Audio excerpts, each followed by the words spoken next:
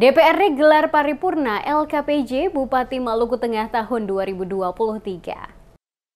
Penjabat Bupati Maluku Tengah Rakip Sahubawa menyampaikan laporan keterangan pertanggungjawaban atau LKPJ akhir tahun anggaran 2023 kepada DPRD Maluku Tengah dalam rapat paripurna Dewan pekan lalu di ruang rapat paripurna DPRD setempat. Paripurna tersebut dipimpin Wakil Ketua DPRD Maluku Tengah Heri Menkar Haurisa, langsung didampingi Demianus Hatu. Dalam penyampaiannya, penjabat Bupati Rakip Sahubawa menyampaikan prioritas kebijakan pembangunan pemerintah Kabupaten Maluku Tengah tahun 2023, meliputi penguatan dan peningkatan pertumbuhan ekonomi berkelanjutan yang adil dan merata, meningkatkan SDM berkualitas dan berdaya saing, meningkatkan kualitas nilai-nilai budaya lokal dalam kehidupan masyarakat dan daya rekat sosial, memperkuat infrastruktur, serta meningkatkan pelayanan publik yang berkualitas dan transparan. Sejalan dengan prioritas pembangunan tersebut, pemerintah daerah telah menetapkan dan melaksanakan APBD tahun 2023, yaitu pendapatan daerah ditetapkan sebesar 1,8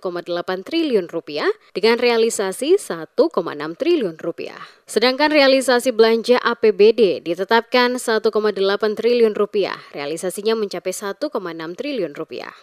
Kebijakan pembangunan daerah Kabupaten Maluku Tengah tahun 2023 diprioritaskan pada 1. Memperkuat pertumbuhan ekonomi yang berkelanjutan secara adil dan merata. Yang kedua, meningkatkan sumber daya manusia berkualitas dan berdaya saing. Yang ketiga, meningkatkan kualitas nilai-nilai budaya lokal dalam kehidupan masyarakat dan daya rekat sosial.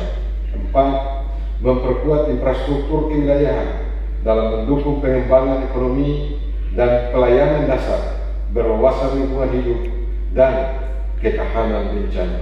5. Meningkatkan pelayanan publik yang berkualitas dan transparansi.